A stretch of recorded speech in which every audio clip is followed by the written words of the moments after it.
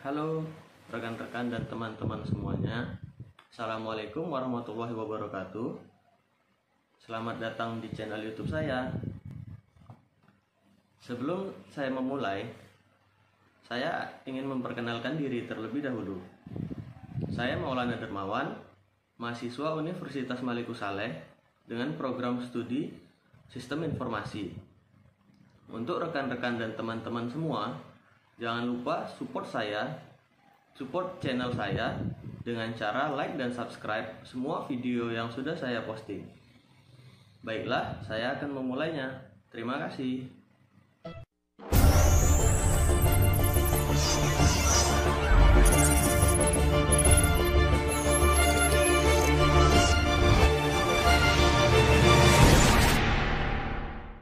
Baiklah, materi yang akan kita bahas kali ini yaitu tentang teknologi internet dan web pada mata kuliah media sosial dan pemasaran.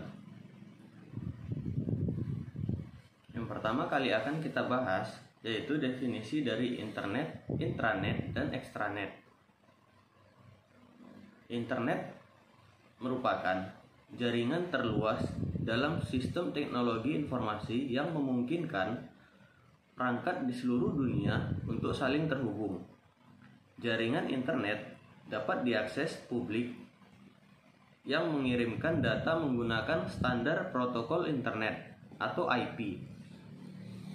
Informasi yang tersebar di internet dapat diakses melalui jaringan World Wide Web atau WWW, baik dalam bentuk teks, musik, foto, video, atau apapun itu.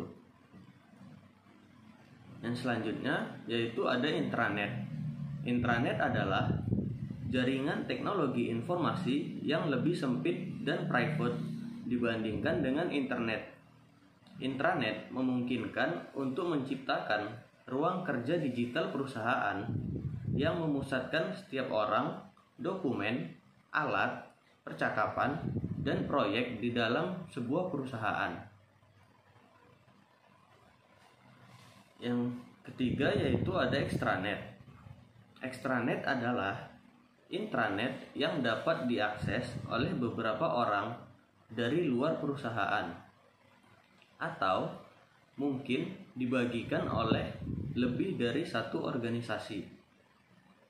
Extranet mampu menciptakan jaringan pribadi orang-orang yang berkepentingan dengan perusahaan baik internal maupun eksternal seperti klien, vendor, pemasok, mitra, dan lain sebagainya untuk mereka saling berkomunikasi satu sama lain.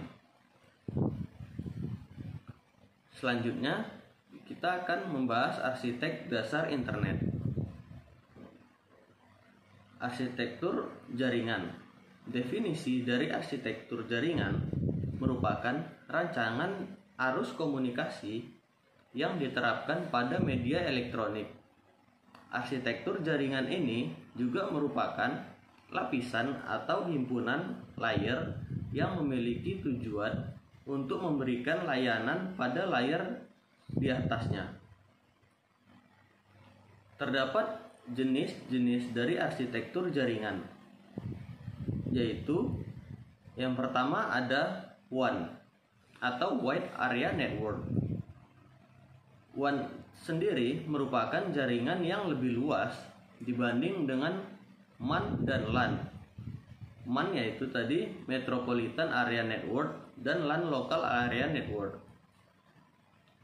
WAN juga digunakan untuk menghubungkan jaringan komputer antar negara hingga antar benua. Untuk menghubungkan jaringan WAN diperlukan kabel fiber optik yang tertanam di dasar laut. Selanjutnya, jenis selanjutnya yaitu ada MAN atau Metropolitan Area Network. Metropolitan Area Network menjadi jaringan yang memiliki jangkauan lebih sempit dibanding dengan WAN, namun lebih luas jika dibandingkan dengan LAN. Teknologi yang digunakan di dalam MAN sudah lebih bagus dibanding dengan LAN. Cakupan yang lebih luas mendukung untuk menghubungkan jaringan komputer antar kota. Untuk menghubungkan jaringan LAN, diperlukan operator telekomunikasi yang akan berperan menjadi penghubung antara jaringan komputer satu dengan jaringan komputer lainnya. Jenis yang selanjutnya yaitu LAN atau Local Area Network. LAN atau Local Area Network merupakan jenis dari arsitektur jaringan di mana jaringannya mencakup area lokal saja. Penggunaan LAN ini biasanya untuk menghubungkan perangkat ke internet yang memanfaatkan perangkat jaringan sederhana. Terdapat beberapa contoh dari perangkat sederhana yang digunakan, diantaranya yaitu router, ITF, dan switch. Topologi dari jaringan. Topologi dari jaringan terdiri atas physical topologi dan logical topologi. Physical topologi yaitu menjelaskan bagaimana susunan dari kabel, komputer, dan lokasi dari komponen jaringan, seperti yang dapat kita lihat di gambar. Yang selanjutnya yaitu logical topologi. Logical topologi menjelaskan aliran informasi atau aliran data dari satu user ke user lainnya di dalam jaringan. Jenis-jenis topologi dibagi menjadi 5, yaitu terdapat topologi bus, topologi ring, topologi star, topologi mesh, dan topologi hierarchikal. Topologi bus merupakan satu kabel yang kedua ujungnya ditutup di sepanjang kabel yang terdapat node-node. Dan selanjutnya topologi ring merupakan beberapa kabel yang membentuk lingkaran tertutup, juga berisi node-node. Yang ketiga, topologi star. Setiap node berhubungan langsung dengan sentral node. Traffic data mengalir dari node ke sentral node dan kembali lagi. Yang keempat yaitu topologi mesh. Topologi mesh ini dibangun dari pemasangan link di antara stasiun-stasiun. Topologi mesh mempunyai tingkat redundansi yang tinggi, sehingga jika ada satu link yang rusak, maka suatu stasiun akan dapat mencari link yang lainnya. Yang kelima yaitu topologi hierarchikal. Topologi ini sering disebut juga dengan topologi tree karena bentuknya yang seperti pohon bercabang-cabang. Topologi ini dihubungkan melalui subnode di dalam satu sentral node. Model pengorganisasian dari arsitektur jaringan terdapat dibagi menjadi 3, yaitu peer-to-peer, client-server, dan hybrid.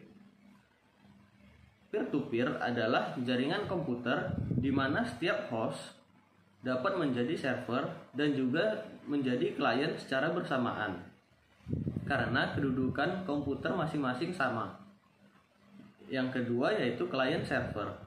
Client-server adalah jaringan di mana klien bertugas melakukan permintaan data dan server akan bertugas sebagai melayani permintaan klien tersebut. Yang ketiga yaitu hybrid. Jaringan ini adalah jaringan gabungan antara model peer-to-peer dengan model client-server. Arsitektur dari website. Definisi arsitektur website yaitu adalah suatu pendekatan terhadap desain dan perancangan situs yang ada, seperti arsitektur itu sendiri, melibatkan teknis, kriteria estetis, dan fungsional. Bagian dari arsitektur website dibagi menjadi 6, yaitu Hypertext Transfer Protocol atau HTTP, WWW atau World Wide Web, URL atau Universal Resource Locator, XML atau Extensible Markup Language, JavaScript, dan Ajax. Kita akan membahas satu persatu. HTTP atau Hypertext Transfer Protocol adalah sebuah protokol jaringan lapisan aplikasi yang digunakan untuk sistem informasi terdistribusi, kolaboratif, dan menggunakan hypermedia. Lalu ada WWW atau World Wide Web, merupakan kumpulan web server dari seluruh dunia yang berfungsi menyediakan data dan informasi untuk dapat digunakan secara bersama. Dan selanjutnya yaitu ada URL atau Universal Resource Locator, merupakan suatu konsep penamaan lokasi standar dari suatu file, direktori, komputer, dan lokasi komputernya sesuai dengan metode yang digunakan. Nah, selanjutnya ada XML atau Extensible Markup Language, merupakan bahasa web turunan dari SGML atau Standard Generalized Markup Language yang ada sebelumnya. XML sama dengan HTML, di mana keduanya sama-sama turunan dari SGML. Dan selanjutnya yaitu JavaScript. JavaScript adalah bahasa pemrograman berbasis prototype yang berjalan di sisi klien. Sederhananya, kita dapat memahami JavaScript sebagai pemrograman yang berjalan di browser. Dan terakhir yaitu ada Ajax. Ajax di sini adalah singkatan dari Asynchronous JavaScript dan XML. Pada intinya, Ajax itu merupakan gabungan dari beberapa teknologi yang bertujuan untuk menghindari page reload. Selanjutnya yaitu teknologi pendukung web. Teknologi pendukung web itu terdiri dari web service, di mana web service adalah aplikasi yang tersedia melalui jaringan internet yang terdiri dari kumpulan protokol dan standar terbuka yang dirancang memiliki sistem pertukaran pesan atau informasi berbasis XML untuk bertukar data antar perangkat ke perangkat dalam format client server. Fungsi dari web service sendiri yaitu yang pertama, membuat data bisa diakses. Web service memungkinkan situs web dapat diakses secara lancar dengan kecepatan yang stabil. Yang kedua, memungkinkan akses melalui banyak protokol. Layanan tersebut memiliki standarisasi dan telah didefinisikan dengan baik oleh protokol stok. Di antaranya termasuk layanan transportasi, discovery layer, description, pesan XML, dan lain sebagainya.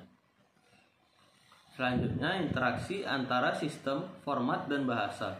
Fungsi terakhir dari web service ini yaitu membuat website mampu berinteraksi meski operating system, format, dan bahasa pemrogramannya itu berbeda. Perbedaan sistem, format, dan bahasa yang digunakan klien dan server bisa menyebabkan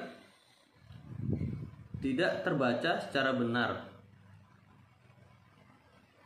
Teknologi pendukung dari web service ini terdiri atas 4, yaitu SOAP, REST, WSDL, dan WDDX.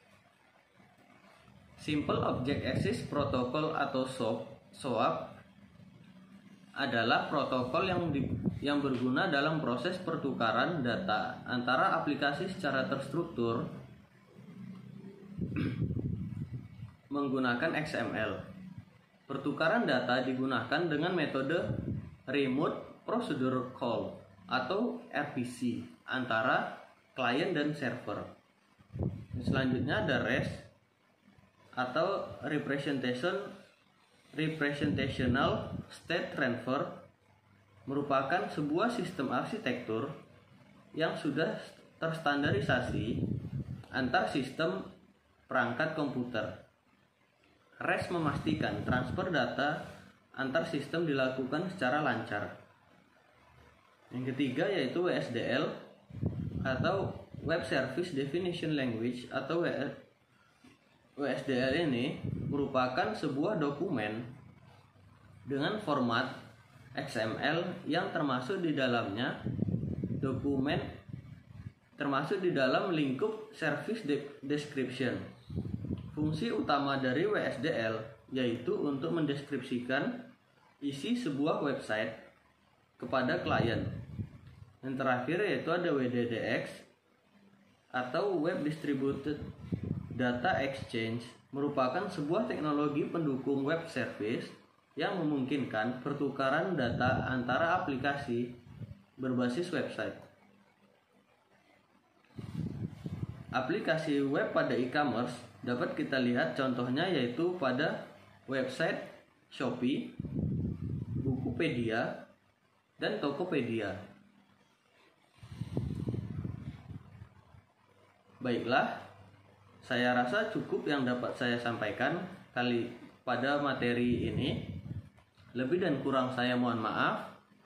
Sekali lagi untuk teman-teman dan rekan-rekan, jangan lupa untuk bantu support channel saya dengan cara like dan subscribe